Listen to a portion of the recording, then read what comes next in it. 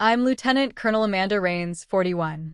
I started out as a small-town kid who worked twice as hard to earn my wings in Air Force Special Operations.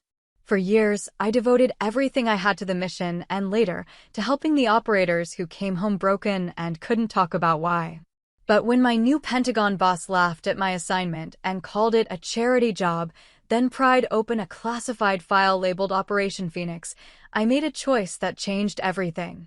Have you ever been dismissed, humiliated, or underestimated by someone who had no idea what you've survived? If so, tell me your story in the comments. You're not alone.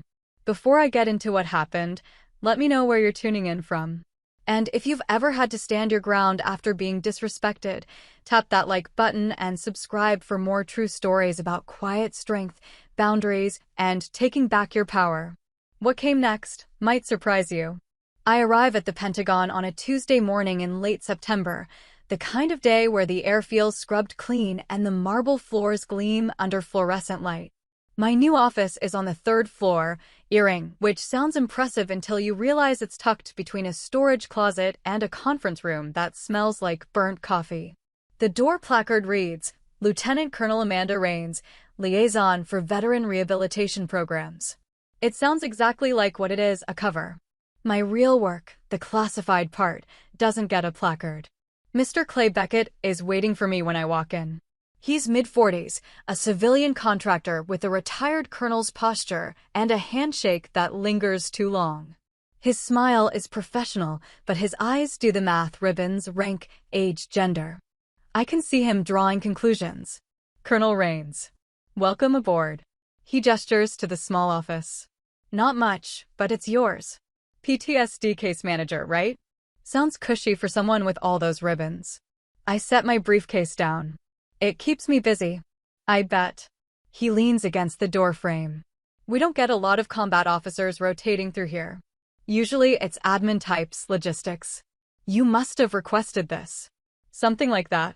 He doesn't push, but I can tell he wants to. Instead, he walks me through the building protocols, badge access, clearance levels, who reports to whom. The Pentagon is a city unto itself, and everyone here speaks in acronyms and unspoken hierarchies. Your badge color matters. Your clearance level matters more. And the things people don't say, those matter most of all. Beckett's office is 2 doors down, larger than mine, with a window that overlooks the parking lot.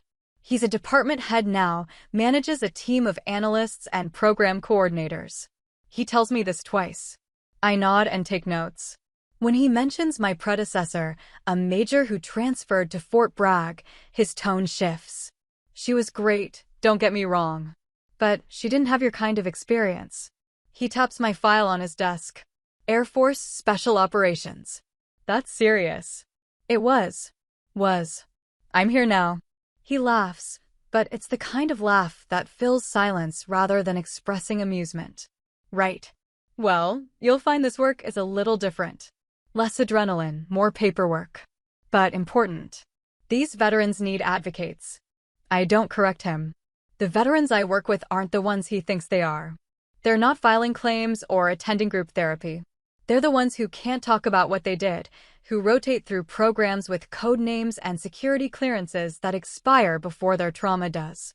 My job is to keep them functional, keep them quiet, and keep them alive. But Beckett doesn't need to know that. Over the next few days, I settle into a rhythm. Morning briefings, case reviews, coordination calls with field offices I can't name. I meet Dr. Leah Vaughn, the Pentagon psychologist who works 2 floors up. She's sharp, early 30s, with the kind of calm that comes from hearing terrible things and staying steady. We have coffee in the courtyard, and she asks careful questions, nothing classified, nothing direct. Just enough to let me know she understands. People don't get assigned here by accident, she says. No, they don't. Beckett thinks you're doing charity work. I know. She stirs her coffee. He's going to underestimate you. They all do. I'm counting on it. Beckett's comments continue. Little jabs, delivered with a smile. During a staff meeting, he introduces me to a group of civilian analysts as our new PTSD specialist, straight from the field, so go easy on her. The room chuckles politely. I keep my expression neutral. Another time, He jokes about my mystery clearance when my badge triggers a secondary check at a restricted door. Guess she's got secrets, he says to a passing major. The major doesn't laugh. I've learned over the years that power in places like this isn't about volume. It's about access. It's about what you know and who knows you know it. My personnel file is flagged in 6 different systems, each one requiring progressively higher clearance to view. Most people in this building will never see past the first page. Beckett has a mid-level clearance, enough to access contractor budgets and some operational summaries. Enough to be dangerous if he's curious. He's curious. I notice it in the way he watches me during briefings, the way he asks about my previous assignments. I give him nothing. When he mentions Operation Phoenix casually over lunch, I heard that's still active. Is that true? I change the subject. He frowns but doesn't push. Not yet. The Pentagon has a rhythm, a hum that you feel more than hear. Footsteps in marble corridors, the low murmur of secure phone calls behind closed doors, the soft beep of badge readers at checkpoints. Everyone here is carrying something: information, responsibility, secrets. You learn to read people by how they carry it. Beckett carries his authority like a shield, constantly reminding people he used to be a colonel, that he has access, that he matters. It makes him loud in a place that rewards silence. I carry mine differently. I don't talk about my deployments. I don't mention the team I lost or the missions that didn't make it into official reports. I don't explain why a lieutenant colonel with a combat record is sitting in an office that smells like old carpet, managing a program most people think is administrative. When people ask, I smile and say something vague about transition assignments and timing. They nod and move on. It's easier that way. But Beckett doesn't move on. I see it building: the comments, the questions, the way he looks at me like I'm a puzzle he can't solve. One afternoon, he stops by my office unannounced. Got a minute? Of course. He sits without being invited, crosses one leg over the other. I've been meaning to ask, how long were you deployed? A few years on and off. And before this? What were you doing? Transitional assignments. Debriefs, evaluations. Standard rotation. For special operations? Something like that. He leans forward. You know, I tried to pull your full service record last week. System kicked me back. Said I didn't have clearance. I meet his eyes. That happens sometimes. Not to me, it doesn't. Then maybe it's a system error. You could file a request. He studies me for a long moment, then laughs. It's forced. Maybe I will. He doesn't, though. Instead, he starts making comments in front of others. During a budget review meeting with senior staff, he mentions my classified background with air quotes. At a training seminar, he introduces me as the colonel with the mystery file. People laugh uncomfortably. I stay quiet. General Marcus Hale, my former commanding officer, sends me a brief email after one of these incidents. Hang tight. Let him dig. So I do. I let Beckett wonder. I let him ask his questions and get non-answers. I let him feel like he's being shut out, because he is. And I wait, because I know how this ends. Curiosity in a place like this isn't neutral. It's a liability. And Beckett is about to learn that some files don't open for a reason. The building hums around us, indifferent and eternal, and I go back to my work. The real work. The kind that doesn't need explaining. The staff briefing happens on a Thursday mid-morning in a windowless conference room that seats 30, but only holds 12 of us. It's a routine operational review, budget allocations, program updates, upcoming audits. I'm presenting the quarterly report for the Veteran Rehabilitation Program, which in public terms means statistical outcomes, cost efficiency, and partnership coordination. The slides are bland by design. Nothing classified. Nothing that would raise eyebrows. Beckett sits at the far end of the table, flanked by 2 civilian analysts and a deputy undersecretary who looks half asleep. I'm 10 minutes into my presentation when he interrupts. Colonel Rains, quick question. His tone is casual, almost friendly. How many of these veterans are actually active duty? Define active duty. Currently serving. Not retired, not separated. I glance at my notes. Approximately 40% are still in service, rotating through rehabilitation and reassignment protocols. And the rest? medical retirement, transition programs, or continued reserve status. He nods slowly, then leans back in his chair. So you're managing active duty personnel while working a PTSD desk job. That's interesting. A few people shift in their seats. I keep my expression neutral. It's a liaison role, Mr. Beckett. Coordination between clinical services and operational command. Right. He waves a hand. I just think it's funny. Not every colonel gets a desk job at the PTSD office. Guess it's charity season. The room goes still.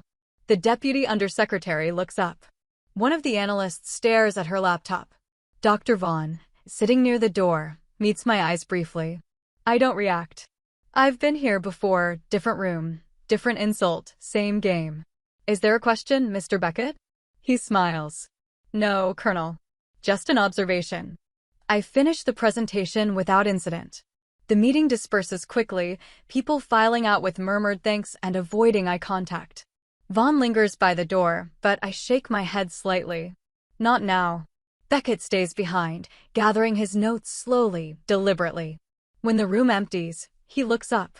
No hard feelings, right? Just keeping things light. Of course. He leaves. I pack my materials and walk back to my office, the marble corridor stretching long and bright under the overhead lights. My hands are steady. My breathing is controlled. I've learned how to compartmentalize anger, how to file it away in a place where it can't touch my face or my voice. But it's there, waiting. 3 hours later, Beckett accesses my personnel file. I'm not in my office when it happens. I'm 2 floors down, meeting with Major Theo Kessler about an interagency briefing scheduled for next month. My phone buzzes, a text from a number I don't recognize. It's a system alert, the kind that doesn't go through official channels. Someone with the right access has opened my file. The timestamp is current. The user ID belongs to Beckett. Kessler notices my expression. Everything okay? Fine. I need to make a call. I step into the hallway and dial a number I'm not supposed to have memorized. General Hale picks up on the second ring. Rains. Sir. Beckett just accessed my file. There's a pause. I hear papers rustling, the faint click of a keyboard. I see it. He got past the first gate. How far? Far enough. I close my eyes. What do I do? Nothing. Let it play out. Sir, that's an order, Colonel. Let it play out. He hangs up. I stand in the hallway for a moment, phone still in my hand, feeling the weight of what's about to happen. Then I go back to Kessler's office and finish the meeting. Beckett is still at his desk when I return to my floor. I can see him through the open door, sitting very still, staring at his computer screen. His face is pale. His hands rest flat on the desk, fingers splayed like he's trying to steady himself. I walk past slowly, deliberately. He doesn't look up. The file he's looking at, my file, has a header that reads, Classified, Operation Phoenix/Active. Below that, a memorandum with a red border and a series of code words that require higher clearance than he has. He shouldn't be seeing this. The system should have locked him out. But someone, somewhere, decided to let him in. Just far enough to understand. I don't know what the memorandum says. I've never read it myself. But I know what it represents. I know the names it contains, the missions it references, the bodies it accounts for. I know that Operation Phoenix isn't a desk job or a rehabilitation program. It's a task force, still active, still classified, still operating in places most Pentagon staff will never hear about. And I know that my assignment here, this office, this cover, is part of the machinery that keeps it running. Beckett is reading that now. Or trying to. The details are redacted, the language is bureaucratic, but the truth is there in the margins. The colonel he mocked this morning isn't managing PTSD cases. She's managing operators.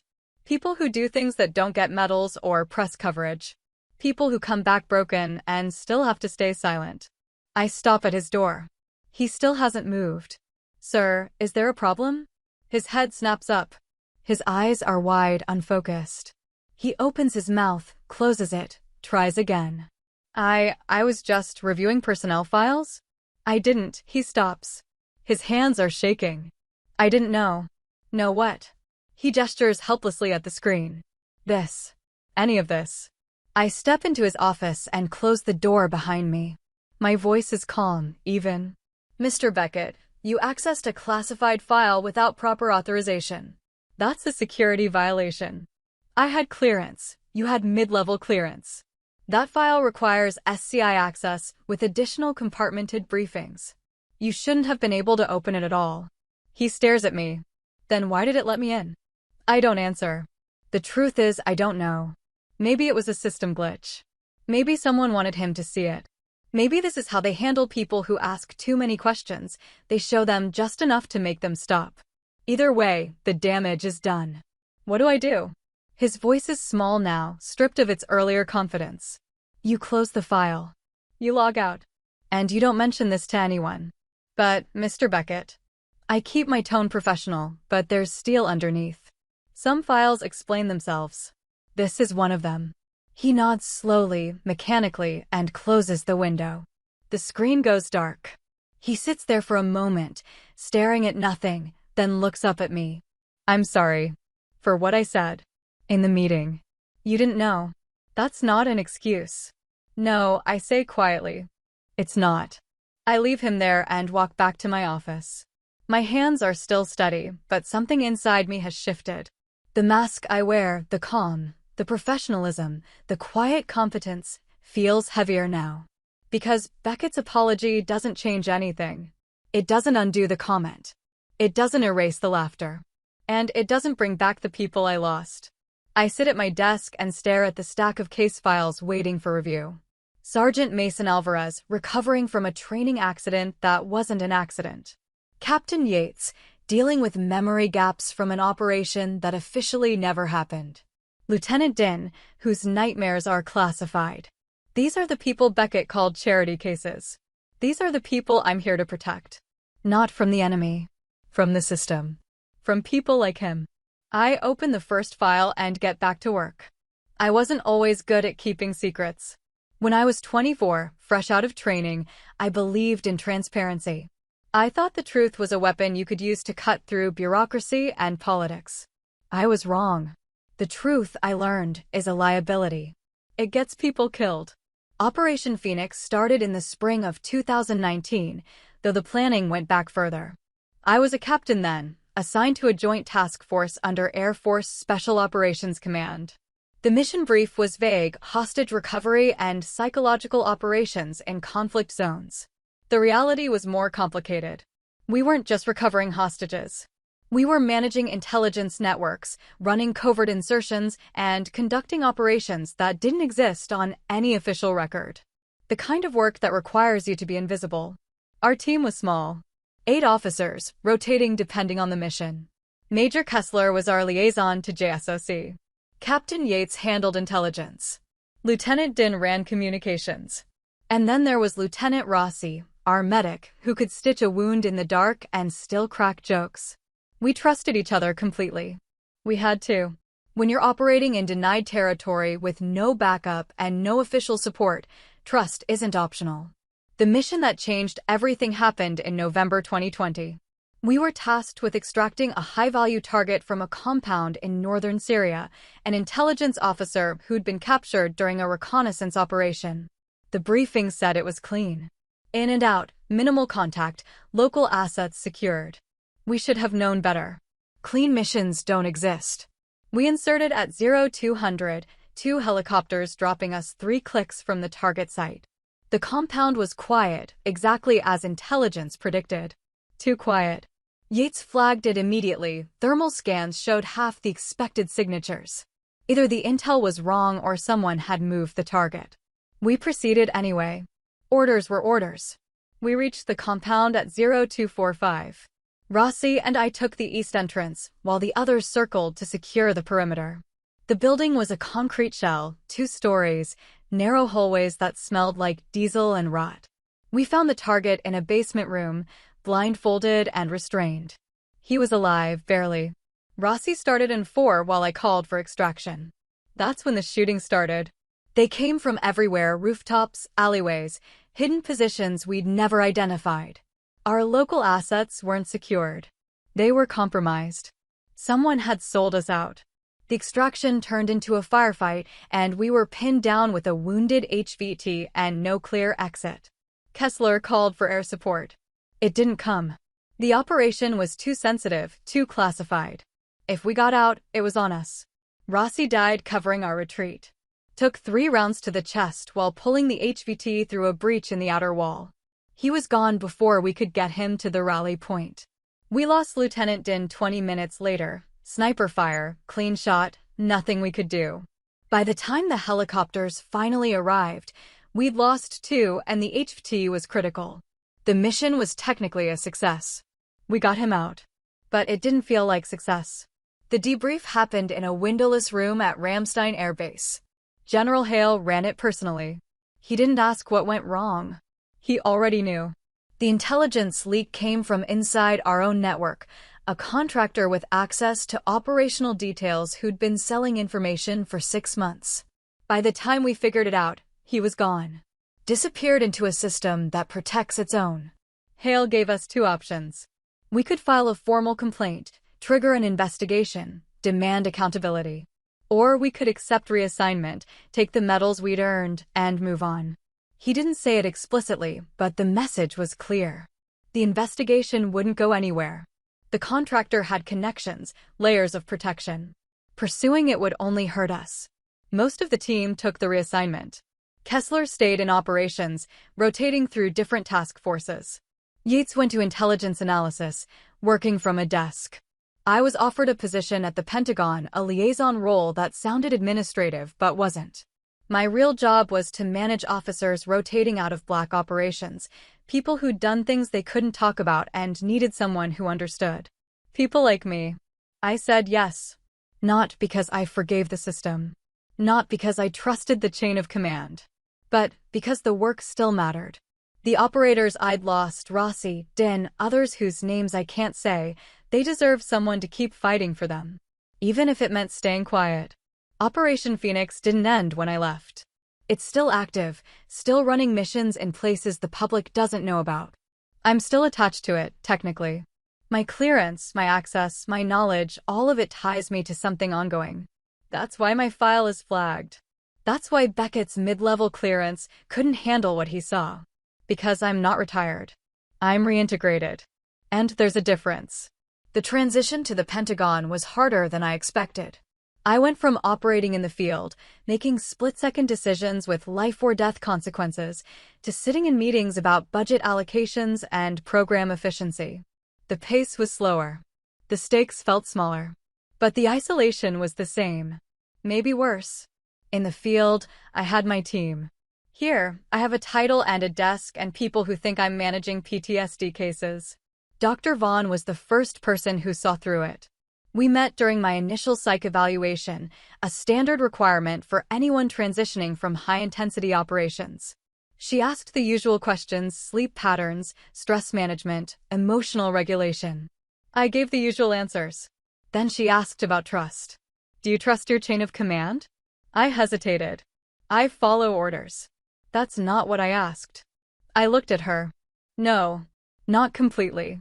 She didn't write that down. Instead, she leaned back and said, "That's probably smart. We've had coffee twice a month since then." She doesn't ask about classified operations or push for details I can't share. She just listens. It's more than most people do. The Pentagon has its own rhythm, its own rules. You learn to navigate by what people don't say. When someone's file is flagged, you don't ask why. When a meeting gets moved to a SCIF, you don't question the timing.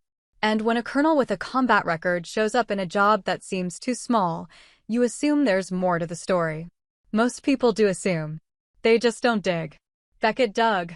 Now he knows what I've spent 2 years trying to bury, that the uniform I wear is still attached to something active, something ongoing, something that doesn't have room for charity or pity. Just survival. I think about Rossi sometimes. The way he joked even when things were bad. The way he trusted me to make the call when the shooting started. I think about Din, who never complained, who kept the comms running even when the system failed us. I think about the families who got folded flags and vague explanations. And I think about the fact that I'm still here, still doing the work, still part of a system that couldn't protect them. That's the real burden. Not the missions. Not the secrets. The knowledge that the people I lost deserved better, and I'm the one who stayed. Beckett doesn't come to work the next day. His assistant says he's sick, but I know better. I've seen that look before, the one he had when he closed my file. It's the look people get when they realize the world is bigger and darker than they thought, and there's no going back to not knowing. The rumors start by midday. Quiet whispers in the hallways, coded language in emails. Someone accessed a file they shouldn't have. Someone triggered a security audit. People don't say Beckett's name outright, but they don't have to. Everyone knows. Dr. Vaughn stops by my office late in the afternoon. She doesn't sit, just leans against the doorframe with her arms crossed. You okay? Why wouldn't I be? Because Beckett just learned something he wasn't ready for, and you're the one who had to watch it happen. I set down the file I've been pretending to read. He made his choice. Did he? He accessed classified material without authorization. That's on him. She studies me for a moment. You're not wrong. But you're also not as detached as you're pretending to be. I don't respond. She's right, but I'm not about to admit it. Instead, I change the subject. How long until the audit? 24 hours, maybe less. They're moving fast. Good. She pushes off the doorframe. For what it's worth, I don't think he meant to hurt you. He just didn't understand. Understanding isn't the same as respect. No, she says quietly. It's not. She leaves, and I'm alone again. The office feels smaller than it did this morning, the walls closer. I pull up my schedule for the week, briefings, case reviews, a coordination call with Fort Bragg. It's all routine. All normal. But nothing feels normal anymore. Beckett returns on Monday. He looks thinner, older. His tie is loose, his collar unbuttoned. He avoids eye contact with everyone, moves through the hallways like he's trying not to be seen. When he passes my office, he slows, almost stops, then keeps walking. I let him. The security audit happens 2 days later. I'm not involved directly, but I hear about it through Kessler. Beckett is called into a closed-door meeting with a team from Defense Security Service. They review his access logs, his clearance level, his justification for opening my file. He doesn't have a good answer. By the end of the week, his clearance is suspended pending review. The word spreads fast. Beckett's influence, which was always more about volume than substance, evaporates. Meetings happen without him. Decisions get made over his head. People who used to defer to him now route requests around him. It's not vindictive. It's just practical. In a place like this, losing your clearance is like losing your voice. You're still there, but nobody hears you. I'm in a briefing when I get the message. General Hale wants to see me. No explanation, just a time and a room number. I recognize it, a SCF on the 4th floor, used for classified operational planning. I arrive early, badge in, and wait in the silent anteroom. Hale shows up exactly on time, as always. Colonel. Sir. He gestures me inside. The room is small, sterile, with a conference table and no windows. He sits, and I sit across from him. For a moment, neither of us speaks. You handled it well, he says finally. I didn't do anything, sir. Exactly. You let it play out. I nod. What happens to Beckett? He'll keep his job, probably. But his clearance is flagged. He won't get it back anytime soon. And his reputation here is done. That was the goal? Hale leans back.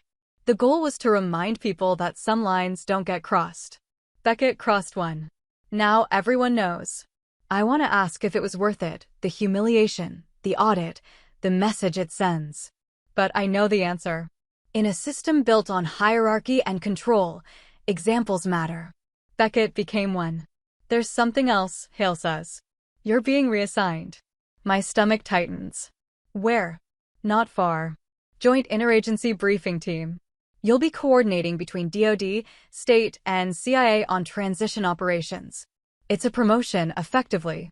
More visibility, more responsibility. More scrutiny. Yes. I take a breath. What about my current work? The rehab program. Someone else will take it over. Your focus needs to be broader now. I should feel relieved. This is what career progression looks like, bigger roles, higher stakes. But all I feel is tired. Tired of moving. Tired of covering. Tired of being part of a system that chews people up and spits them out, even when they're on the right side. When do I start?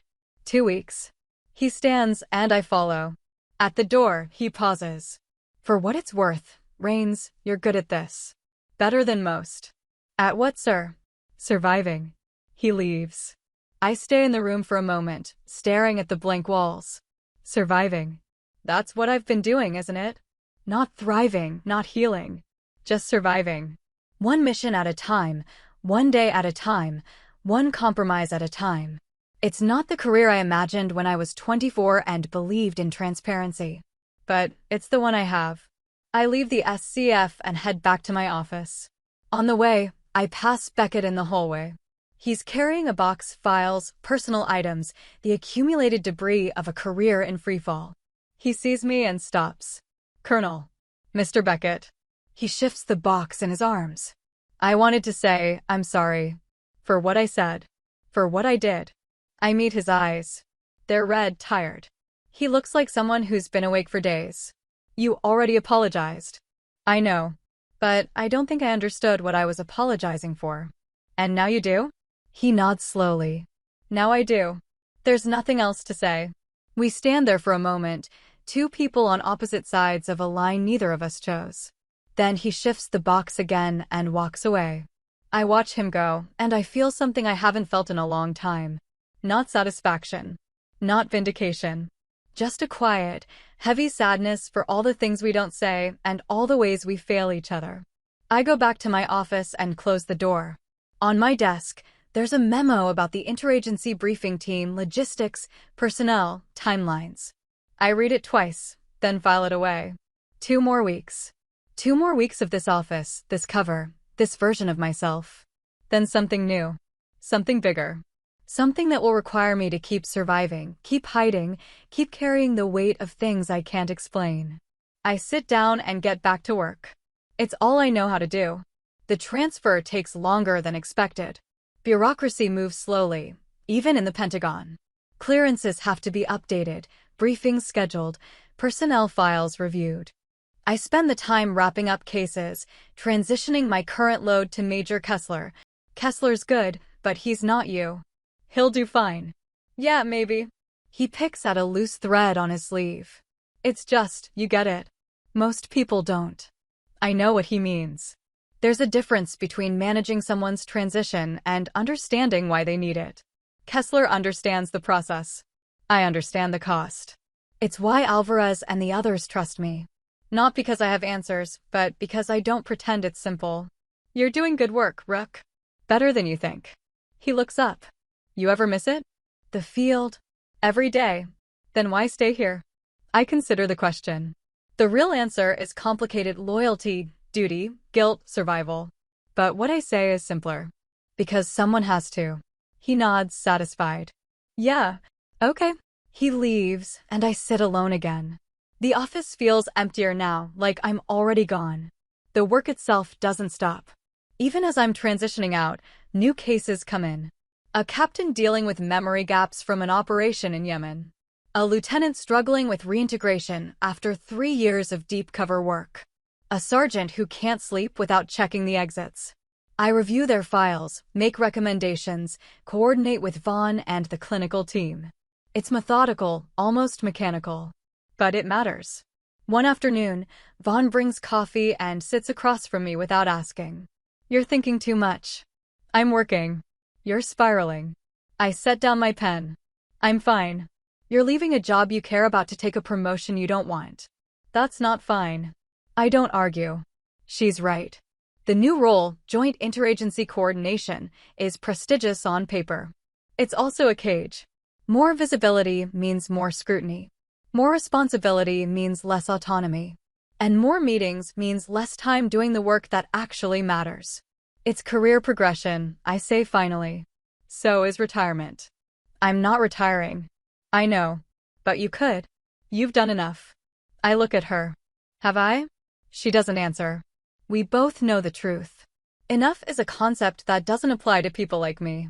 There's always another mission, another case, another reason to stay. Walking away feels like abandoning the people who can't. The days blur together. Paperwork, briefings, handoffs. Beckett's suspension becomes official 6 months, pending additional review. He stops coming to the building entirely, working remotely, out of sight. People stop talking about him. In the Pentagon, relevance is currency, and his account is empty. I run into General Hale in the parking lot one evening. He's walking to his car, jacket slung over one shoulder, looking tired. When he sees me, he stops. "How's the transition?" "Slow." "That's normal." He shifts his jacket. "You'll do well in the new role." "Will I?" He studies me. "You sound uncertain." "I am uncertain." "About the job or about staying?" I don't answer. He waits, patient. Finally, I say, "I keep thinking about Rossi. About Din. About the fact that I'm still here and they're not. Survivor's guilt." "Is that what this is?" "Partially." He sets his jacket down on the hood of his car. "But it's also responsibility. You survived because you made the right calls. Now you're using that experience to help others. That's not guilt, Rains. That's purpose." I want to believe him. But purpose feels like a word people use to make hard things bearable. It doesn't change the weight. It just reframes it. "Did you ever regret staying in?" I ask. He considers the question. "Every day. And never." "That doesn't make sense." "No," he says quietly. "It doesn't." He picks up his jacket and leaves. I stand in the parking lot for a moment, watching his taillights disappear into the evening traffic. The air is cooler now, autumn settling in with the kind of clarity that makes everything feel sharper. I think about his answer, "every day and never." It's the most honest thing anyone's said to me in months. I drive home in silence. My apartment is in Arlington, a small one-bedroom with furniture I barely use and walls I've never decorated. It's temporary, like everything else. I eat dinner standing at the counter, reheated pasta, a glass of water. Then I sit on the couch and stare at the wall until it's late enough to justify going to bed. Sleep doesn't come easily. It never does. I lie in the dark and think about Alvarez's question. Do I miss the field? Yes, but not the way he thinks. I don't miss the adrenaline or the danger. I miss the clarity. In the field, the mission was always clear. Extract the target. Secure the site. Get everyone home. Here, the mission is murky. Help people transition. Manage their trauma. Keep them functional. It's important work, but the outcomes are measured in years, not hours. And sometimes you never know if you succeeded at all. I think about Beckett too. The way he looked when he closed my file. The apology he gave me in the hallway. Part of me wants to feel vindicated. He underestimated me, and the system corrected him. But vindication feels hollow when you know the system that corrected him is the same one that failed Rossi and Din. There's no winning here. Just survival. By the time I fall asleep, it's past midnight. I dream about Syria again. The compound, the gunfire, Rossi's voice on the radio calling for extraction that never came. I wake up at 0400, sweating, and don't go back to bed.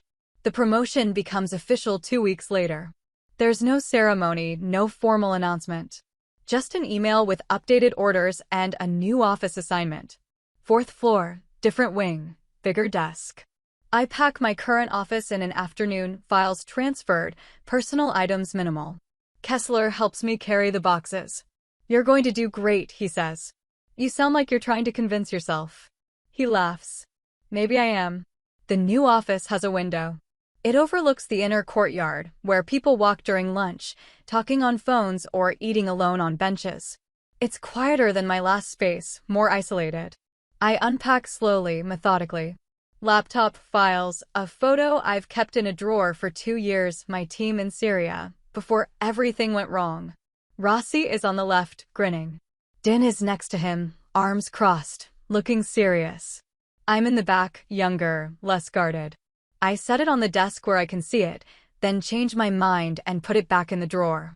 The first briefing in my new role happens the next morning. It's in a SCF, attended by representatives from DoD, State Department, and CIA. The topic is transition operations, how to manage personnel rotating out of high-risk assignments, maintain operational security, and prevent intelligence leaks.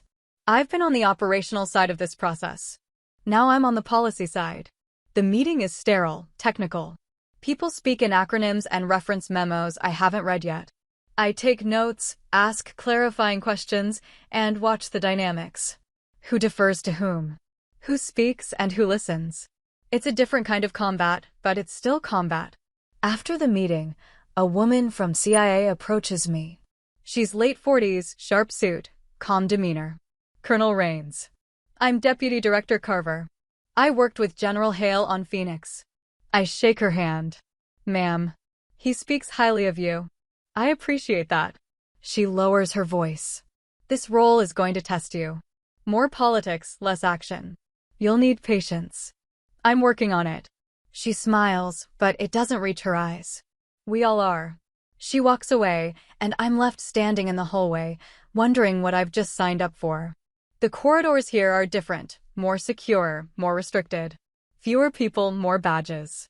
It's the inner ring, where decisions get made and operations get approved.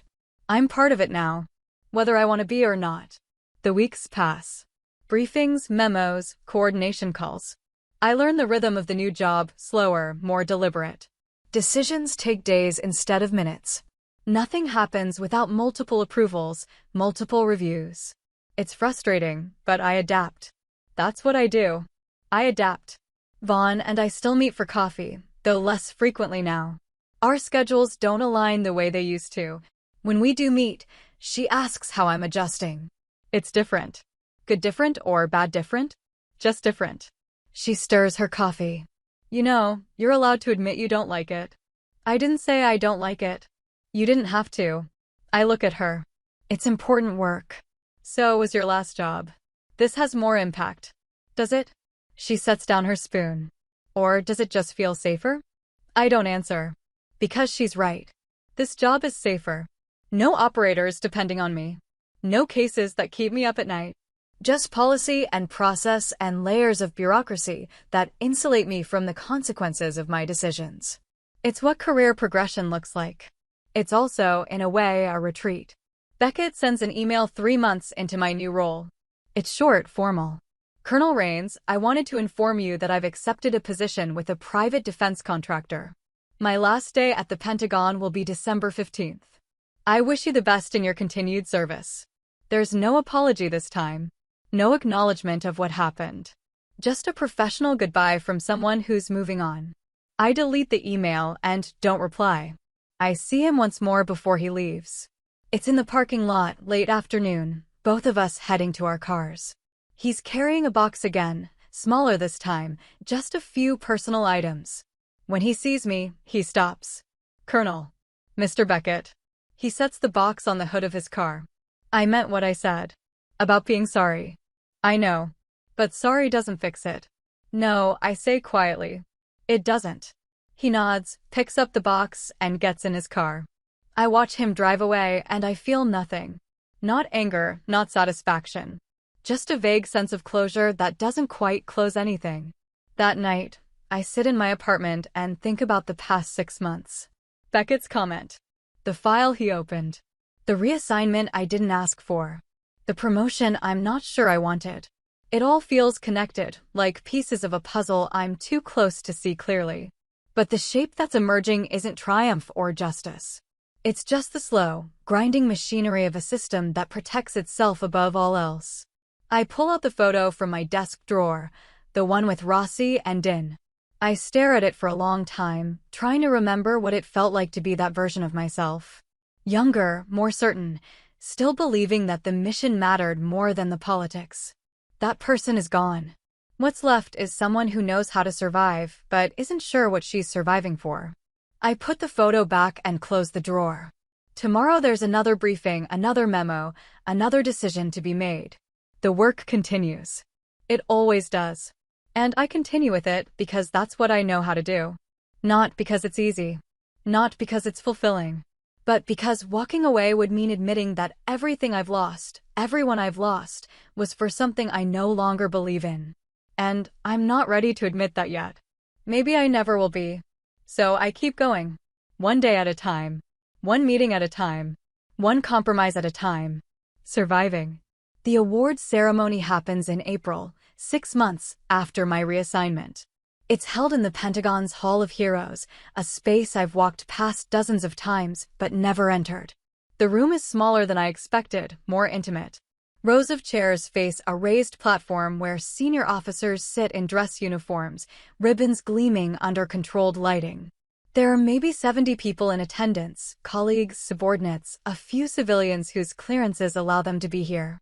I'm sitting in the third row, uniform pressed, posture correct. My hands rest in my lap, fingers interlaced. I've been to ceremonies like this before, but never as the recipient. It feels strange, performative, like I'm watching someone else's life unfold. General Hale is at the podium. He's reading from a citation, his voice measured and formal.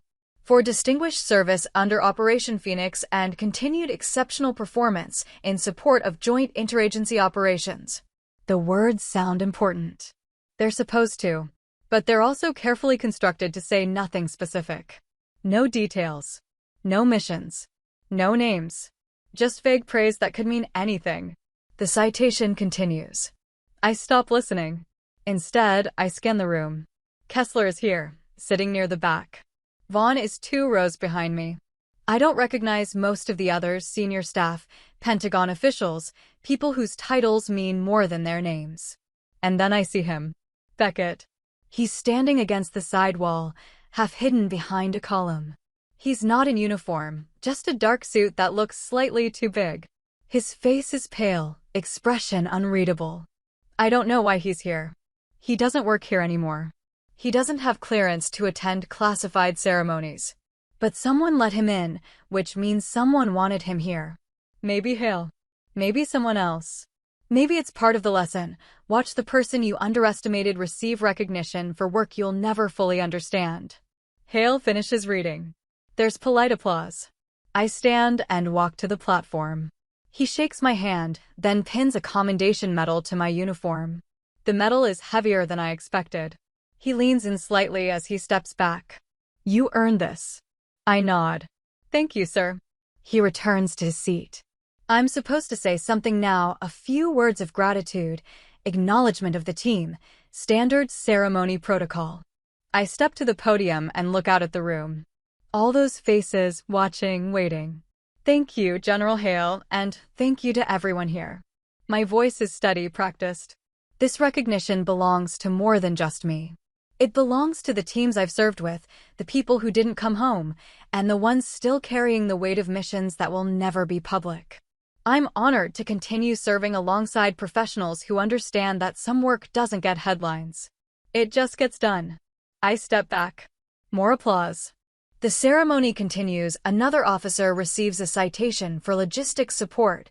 A civilian gets recognized for administrative excellence. I sit through it all, feeling the weight of the medal on my chest, wondering if Rossi or Din would have wanted this. Probably not. They weren't the type to care about ceremonies. Afterward, there's a small reception in an adjacent room. Coffee, light refreshments, awkward small talk. People congratulate me with the kind of sincerity that's hard to gauge. I thank them, shake hands, keep moving. Vaughn catches me by the door. That was a good speech. It was short. That's what made it good. She glances toward the hallway. Beckett's here. I saw. You going to talk to him? Why would I? She shrugs. Closure, maybe. I don't need closure. She looks at me like she doesn't believe me, but she doesn't push. Instead, she squeezes my arm and walks away. I'm alone for a moment, standing in the doorway between the reception and the hallway. Then I see him. Beckett, waiting near the elevators, hands in his pockets. I could avoid him. Turn around, rejoin the reception, let him leave without acknowledgement. But something makes me walk over. Maybe curiosity. Maybe the need to finish something that never really ended. Mr. Beckett. He turns. Up close, he looks older. There are lines around his eyes that weren't there before, a weariness in his posture. Colonel Rains. Congratulations. Thank you. I wasn't sure if I should come, but I wanted to see it. What I missed. I don't respond. He shifts his weight, uncomfortable. I took the contractor job because I couldn't stay here. Not after what happened. Every time I walked these halls, I felt like I was wearing a scarlet letter. That's not my problem. I know. He looks down. But I wanted you to know I get it now. Why you're here. What you're doing. It's not charity. It never was. No, I say quietly. It wasn't. He meets my eyes. For what it's worth, I think you're extraordinary. And I'm sorry it took me so long to see it. There's nothing performative about the apology this time. It's genuine, stripped of ego. But it doesn't change anything. It doesn't undo the comment in the briefing room or the laughter that followed. It doesn't bring back Rossi or Din. It just is. I appreciate that, Mr. Beckett. He nods, then extends his hand. I shake it. His grip is firm but brief. Then he turns and walks to the elevator. I watch him go, and I feel something loosen in my chest. Not forgiveness, exactly. Just release. The weight I've been carrying since that briefing, the anger, the hurt, the need to prove something, it eases. Not entirely, but enough. I go back to the reception. Kessler is talking to a group of junior officers, gesturing animatedly. When he sees me, he excuses himself and walks over. Hell of a ceremony. It was fine. You okay? Why does everyone keep asking me that? He grins. Because you look like you're at a funeral, not an award ceremony. I almost smile. I'm fine, Theo. Good. Because we're going to dinner. You, me, Vaughn. Celebrate properly. I don't need to celebrate. I know. But I do. Humor me. I agree because it's easier than arguing. We go to a restaurant near Crystal City, a quiet place with low lighting and good food. Vaughn joins us and we sit in a booth near the back. For an hour, we don't talk about work. We talk about normal things, movies, books, places we want to visit. It feels strange, almost foreign. But also good. At one point, Kessler raises his glass. To Amanda. For surviving us. Vaughn raises hers. And for making it look easy. I raise mine too. It's not easy. We know, Vaughn says. That's why it's impressive. We drink. The wine is dry, the conversation light. For a moment, I let myself relax. Not completely. I'm not built for that anymore. But enough to remember what it feels like to be part of something that isn't defined by loss or duty or secrets. Later, driving home, I think about the ceremony. The medal on my uniform. Beckett in the hallway. Hale's words, "You earned this." Did I? Or did I just survive long enough to receive recognition for work that shouldn't need recognition? I don't have an answer. Maybe there isn't one. I park in my apartment complex and sit in the car for a moment, engine off, hands on the wheel. The night is quiet, the kind of stillness that makes you aware of your own breathing. I think about Rossi's last words on the radio. I got him, just go, and the way Din never complained, even when things were bad. I think about the operators I manage now, the ones still carrying missions they can't talk about. And I think about Beckett's apology, genuine and too late. The truth is, none of this is about revenge. It never was.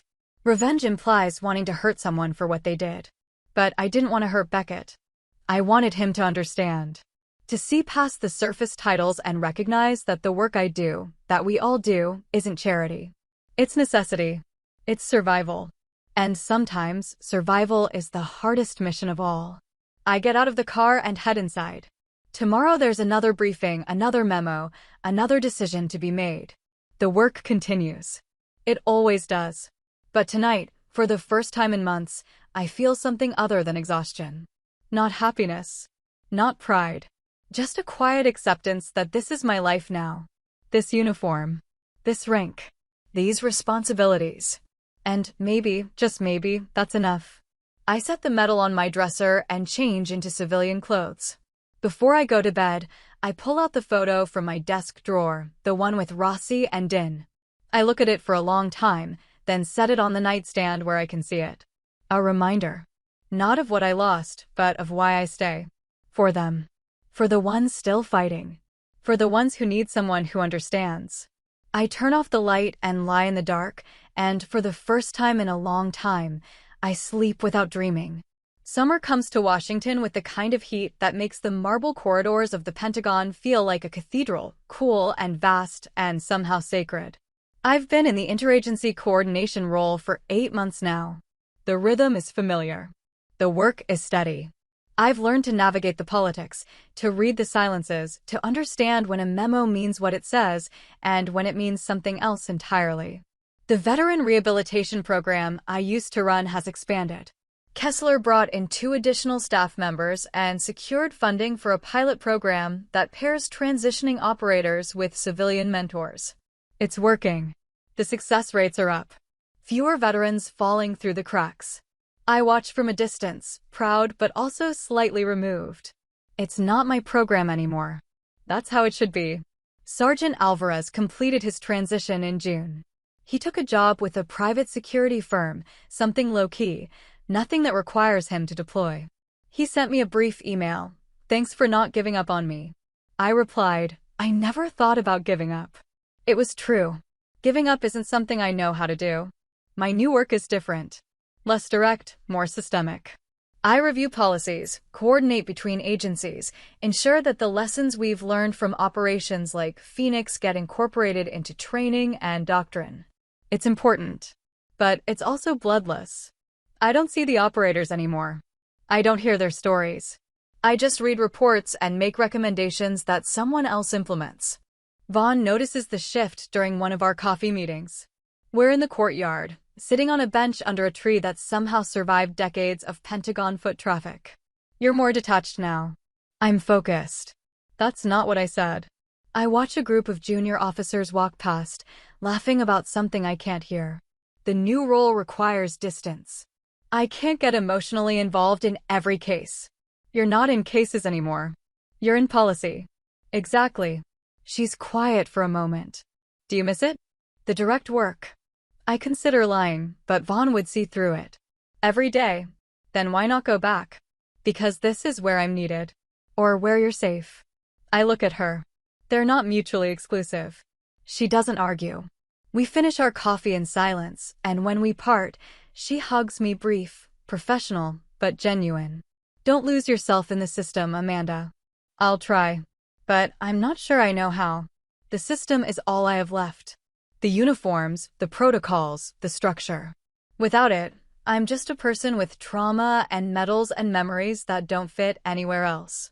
In July, I brief a congressional subcommittee on veteran transition programs. It's a closed session, classified, only members with appropriate clearances. I present data, answer questions, deflect the ones that get too close to operational details. Afterward, a senator approaches me, older, decorated combat veteran from the Vietnam era.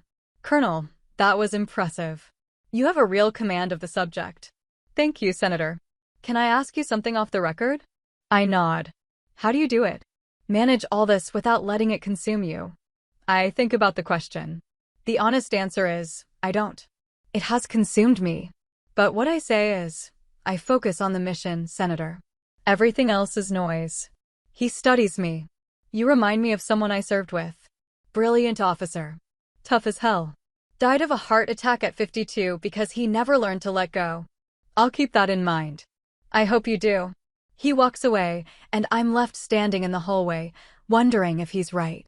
If I'm heading toward the same fate, working myself into an early grave, because I don't know how to do anything else. That night, I sit in my apartment and open a bottle of wine. I don't usually drink alone, but tonight feels different. The weight of the senator's words. The distance I've created from the work I used to love. The sense that I'm moving further from something I can't name but desperately need. I pour a glass and walk to the window. My apartment overlooks a parking lot and a stretch of highway that never stops humming with traffic. It's not beautiful, but it's honest. Just concrete and motion and the relentless forward push of a city that never pauses. I think about the past year. Beckett's comment. The file he opened. The reassignment. The ceremony. All of it leading to this moment, me, alone in an apartment, holding a glass of wine, wondering if I've won or lost. The truth is, I don't know. Maybe there's no winning in a system like this. Maybe survival is the only metric that matters. And if that's the case, then I'm doing fine. I'm still here. Still working. Still carrying the weight. But fine isn't the same as good. And survival isn't the same as living. I finish the wine and go to bed. Tomorrow there's another briefing, another set of decisions, another day of moving forward because that's what I do. But as I lie in the dark, I think about Rossi's laugh and Din's quiet competence and the version of myself that believed the mission was enough. That person is gone. What's left is someone who knows too much and feels too little. Someone who's traded passion for process and conviction for control. I don't know if that's progress or loss. Maybe it's both. Maybe that's what growing up in this world looks like, learning to survive at the cost of everything that made survival worthwhile. I close my eyes and try to sleep, but the thoughts keep circling. And in the silence of my apartment, I realize something I've been avoiding for months. I'm tired. Not physically, but existentially. Tired of pretending the work is enough. Tired of maintaining distance. Tired of being the person everyone thinks I am instead of the person I used to be. And I don't know how to fix it. So I do what I always do. I push it down, compartmentalize it, file it away in a place where it can't touch my performance or my reputation. Tomorrow I'll wake up and put on the uniform and go to work. I'll brief senior staff and review memos and make decisions that matter in ways I'll never see. And I'll do it well, because that's what I'm trained for. But somewhere inside, in a place I can't quite reach anymore, I'll know the truth. The uniform fits. The rank is real. The work is important. But none of it feels like mine anymore. It feels like a role I'm playing, a script I'm following, a mission I can't quite remember signing up for. And the scary part isn't that I mind. It's that I don't. I've become so good at surviving that I've forgotten what I'm surviving for. And that realization, more than anything else, is what keeps me awake long into the night. The email arrives on a Monday morning in late August. It's from an address I don't recognize, routed through secure channels. The subject line reads, "Request for consultation, Operation Phoenix follow-up." I open it carefully. "Colonel Rains, you are requested to attend a classified briefing regarding operational continuity and lessons learned from Phoenix. Date, August 28th. Time, 1400. Location, SCIF 4A, RSVP required." It's signed by someone I've never heard of, a deputy director from an agency whose name is redacted. I stare at the email for a long moment. Phoenix. I haven't heard that name in official correspondence in over a year. The operation is still active, technically, but my direct involvement ended when I transferred to the Pentagon. This feels different. Like someone is pulling me back in. I RSVP and spend the next 2 days trying not to speculate. It could be routine. A review, an update, a formality. Or it could be something else. A new deployment. A reassignment. An acknowledgement that my current role isn't where I'm needed most. The day of the briefing, I arrive early. SCF 4A is deep in the building, past multiple security checkpoints. I badge in, sign the access log, and wait in the anteroom. At exactly 1400, the door opens. A woman in civilian clothes, late 30s, sharp eyes, no-nonsense demeanor, gestures me inside. "Colonel Rains. I'm Sarah Lind, Deputy Director of Operations. Thank you for coming." The room is small. 3 people are already seated: General Hale, a Navy commander I don't recognize, and Deputy Director Carver from CIA. I take the remaining seat. Lind doesn't waste time. "We're here to discuss the future of Operation Phoenix and your potential role in it." My stomach tightens. I thought Phoenix was operational. "I'm in policy now." "You are," Hale says. "But Phoenix is evolving. The operational tempo is decreasing. What we need now is someone who can translate field experience into institutional knowledge.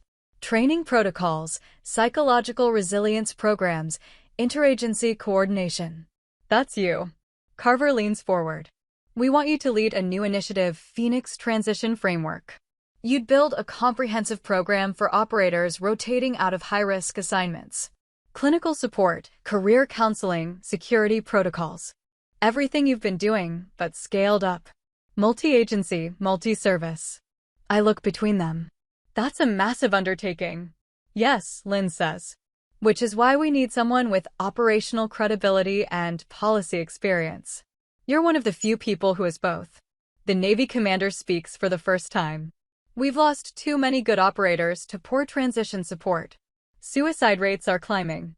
Security breaches are increasing. This program could change that. I take a breath. This is exactly the kind of work I wanted when I first came to the Pentagon. Meaningful, systemic, impactful. But it's also terrifying. Building a program from scratch means visibility, scrutiny, and the weight of knowing that failure could cost lives. What's the timeline? 6 months to develop the framework, Lynn says. Then a pilot program with select units.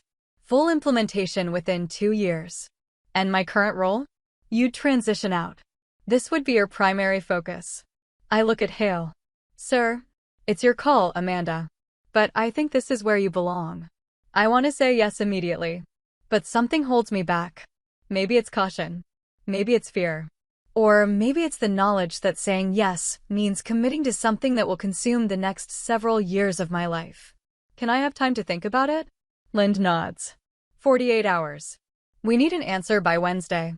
The meeting ends. I walk out of the SCF and into the bright corridor, blinking against the fluorescent light. My mind is racing. This is what I wanted, isn't it?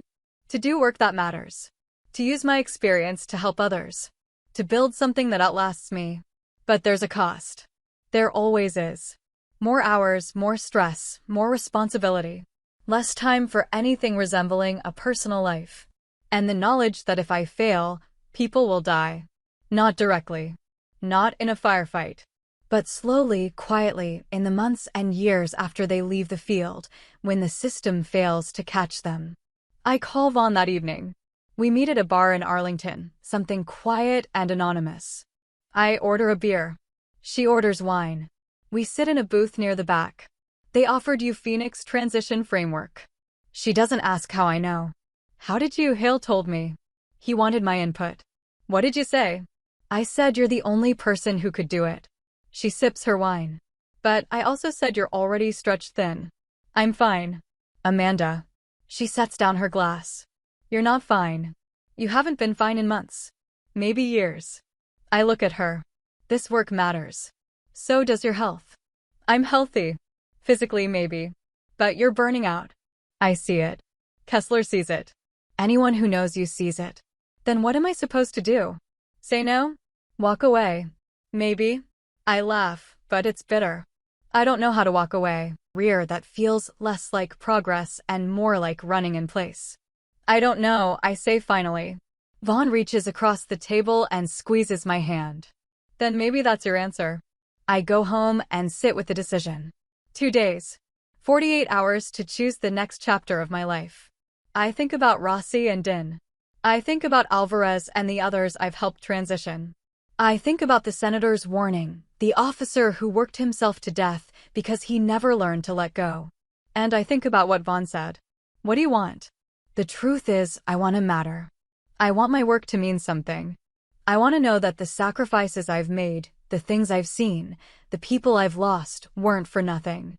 And this program, Phoenix Transition Framework, could do that. It could save lives. It could change the system. It could be my legacy. But legacy isn't the same as happiness. And meaning isn't the same as peace. Tuesday night, I call Hale. Sir, I've made my decision. Go ahead. I'll do it. Phoenix Transition Framework. I'm in. There's a pause. You're sure? Yes, sir. Good. I'll inform the team. We'll start transitioning you next week. He hangs up. I sit alone in my apartment, phone still in my hand, and wait for the relief to come. But it doesn't. Instead, I just feel tired. Tired and committed and resigned to the fact that this is my life now. This is what I chose. And maybe that's enough. Maybe it has to be. Because walking away isn't an option. It never was. I'm too deep, too invested, too defined by this work to imagine anything else. So I'll build the program. I'll train the next generation. I'll do everything I can to make sure fewer operators end up like Rossi and Din. And if that costs me everything else, peace, happiness, whatever semblance of a normal life I might have had, then so be it. That's the price. And I'll pay it. Because that's what survivors do. They keep going, even when they don't know why. They keep going because stopping would mean admitting that the cost was too high. And I'm not ready to admit that yet. Maybe I never will be. So I'll keep going. One mission at a time. One program at a time, one day at a time, until there's nothing left to give.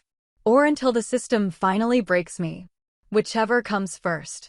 Here's where I'll leave it. If you've ever been written off because of your title or had someone discover who you really are the hard way, drop your story below. I read every comment. Questions for you. Have you ever had a boss publicly downplay your work? How did you respond? What boundary would you set if someone mocked your role, then saw the truth? Do late apologies matter to you, or is respect only real up front? When have you chosen silence over proving yourself, and did it pay off? What's one charity job you do that outsiders don't understand? If this hit home, like, subscribe, and share with someone who needs a reminder. Your value isn't up for debate.